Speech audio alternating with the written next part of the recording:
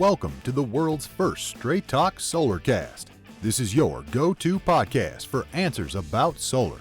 Brought to you by Solar Harmonics in Northern California, who invite their customers to own their energy by purchasing a solar panel system for their home, business, or farm. Each episode, we discuss questions facing people making the decision to go solar.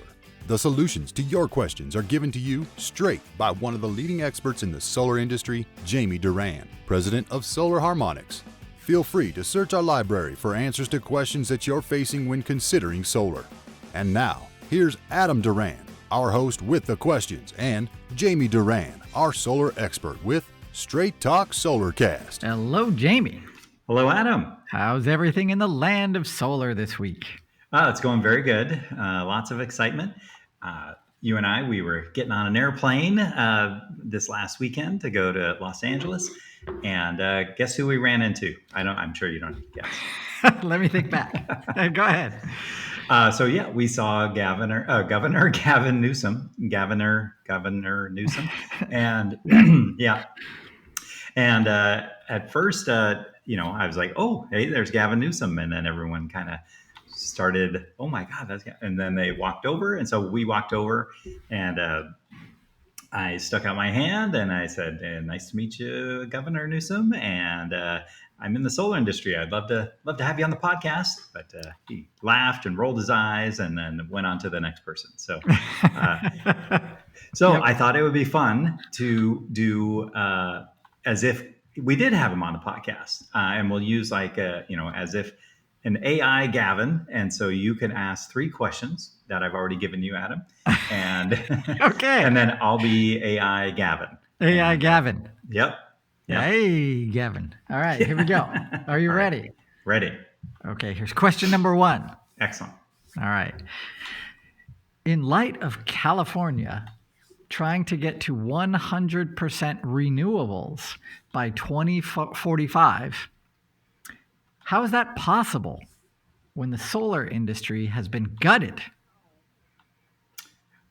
Great question. We appreciate you coming here today, and we appreciate all the hardworking men and women in the solar industry. And we have no idea. We plan to do some large-scale solar projects, large-scale wind projects, large-scale hydroelectric projects. From what I am told, 100% renewable is not possible. It's always a goal. That'll be in 21 years, and I will be 70-something years old. So maybe even older. But so I don't think there's any way possible. And as far as the residential solar industry, it was due for a change. There was so many complaints, so many issues with the CPUC and with the utility companies and with the contractors board, that there was probably some bad apples that got weeded out. And there's other companies that probably needed a shakeup. And the strong companies that are able to survive this net energy metering 3.0, I think that was probably the best thing for the solar industry. And I've talked to several solar companies where they feel that it was great for the industry and long overdue. Any follow-ups? Oh, yes. Okay. Thank you. Sure. Gavin AI. Yep. AI needs some. Here we go. What is the plan to provide electricity to all of the new EVs and heat pumps that will come online in the next 1 to 10 years? Another great question. And that is something that we really have to double the size of the capacity of the grid. And I feel the same way as you do, Mr. Reporter, that we definitely need change. We definitely need to make a plan. And my plan for doing that is to expand renewables. So it goes right back to the first question, but we need to do it in a very planned and very organized and strategic way that just isn't out there yet. But doubling the size of the grid for the amount of electric vehicles. And what's a heat pump? I'm just kidding. But a heat pump will be providing heating and cooling for in replace of natural gas furnaces. And so in the wintertime, you really can't rely on solar anyway, because it's the sun hours are so low during that time of year. So we have to come up with a renewable technology that will provide electricity, expand the grid, and then be able to provide enough power for these heat pumps, which use as much as an air conditioner does during the summertime. And so what is the plan for that? We absolutely need to expand our wind and our hydroelectric and our large scale solar and expand that with batteries. We need to put the biggest batteries on the planet and tons of them to be able to provide power during those winter months and provide enough power during the summer months as well. Solar is a big part of that, but is not the only solution. And we need to look at every possible way to provide power. Otherwise, we're going to see lots of grid failures. We're going to see lots of people not being able to get where they want to go because there's no power. And even worse, we'll probably see people who don't have enough power to power their heat pumps in the wintertime. So it's going to be a combination of all of those. So wind power, water power, sun power, and battery storage for all of those together.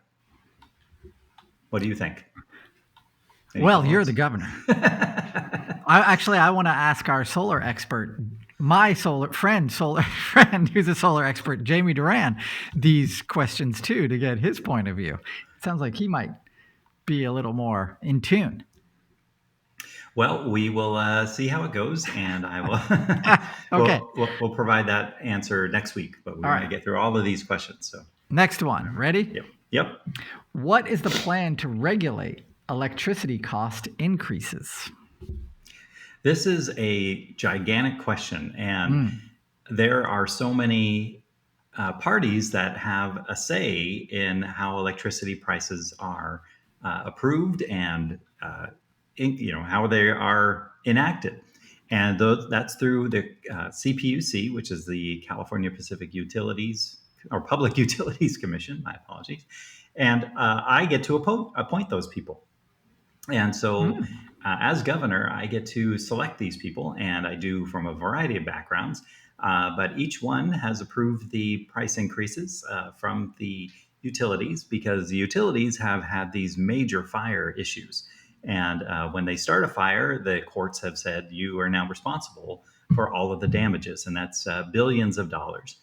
Then they go back to the court, and the court reduces those fines and the damages to millions of dollars. So now the utilities are seeing record profits. Their CEOs are seeing $40 million a year in salary, which is wow. And so as a result, they have these increases still approved, and so they're seeing gigantic profits. And so what is the solution for that? It is further regulating the increases by either replacing those CPUC commissioners, or we have to hold them accountable. And what I mean, I have no idea what that would be because they can only be removed and appointed as I see fit. So possibly we do that. And I would also like to see the limitation of the amount of lobbying that the utility companies can do because it is out of control. They spend more money on lobbying than almost any other industry in California, more than Chevron Oil, which is they're leaving California. So now PG, it's crazy. So what is the strategy? Good question. Other than it would be great if we could have competition. Just in these electric companies, there aren't no competition, but in other states, it happens all the time. So perhaps we have to look at breaking up these monopolies that these utility companies own. And that's a much, much bigger discussion. So we'll have to see how that goes. But that could be a possible solution as well. Wow. Yeah. AI Gavin. I mean, even bringing up the possible breakup of a utility like PG&E, that sounds big. Well, it's possible. It's doable. Could there be potential price increases in the meantime? Potentially. But in other communities, even within California, there's Modesto Irrigation District. There's SMUD, Sacramento Municipal Utility District. There's Alameda Municipal Power. There's Silicon Valley Power. LADWP, the LA Department of Water and Power. Each one of these has they can buy their power from PG&E, or they can supply their own. And so it is possible that that could happen. It's a very, very difficult process to do. And is it really expensive? Yes. And would PG&E use all of their might and power to not allow that? Yes. And so, but it is possible that these smaller utility companies could expand into other areas and at least give people a choice of which power company they would like to go with. So potentially the market for competition could provide some benefit to all of our customers, and we could stop seeing these increases that are hurting real Californians every day with how much power costs on a daily and annual basis. Yeah, it's that stick's getting bigger. It is a stick for sure, and for people who need power, they have discount programs that are available if they are medically required to have it, or they have income issues. They can sign up for different programs sponsored by the state or the county, and then that will provide some relief. But for everyday Californians, the best solution would be solar power. Even though there is a high upfront cost, it would be great to have solar and a battery, so to reduce the reliance on the larger utilities. And save the grid. What did you say? And save the grid. Oh, and save the grid for sure. Which, yeah, we talked about that in the last question. Yeah. All right. That's so all we'll wrap it up. I have for you, Governor AI Gavin. That would be great. Sorry, right. everyone. Yeah, pretty lifelike, but that's what I would expect him to say if he was fully versed on all of these issues. Asking the real Gavin Newsom would be, I think we would get much different responses that we'd have to filter out, but filter down to the actual information, because he is very, very good at not talking and not actually talking about anything. Okay, we're going to wrap it up there. Thank you for taking another few minutes out of your week to learn a little bit more about solar. If you have a question for Jamie for an upcoming episode, you know what to do. You can go to our Facebook page, Straight Talk Solarcast. Send us a message through there, and we'll be sure to get to it on an upcoming episode. If you'd like to visit a library of our past episodes, go to solarharmonics.com. Click on the podcast link at the top of the page, and you'll be taken to a cornucopia of our past episodes, and it's searchable. Finally, if you have a friend who is considering going solar, this would be an excellent podcast to recommend to them, because it will save them thousands upon thousands of dollars over the life of their system. What better friend is that? We always ask. Until next time, see you. That's all for now. Thank you for listening to this episode of Straight Talk Solarcast with solar expert Jamie Duran. Join us each week for more answers to your solar questions. Speaking of questions, got some? Email us at solarcast@solarharmonics.com, and we'll be sure to give you an answer in an upcoming episode.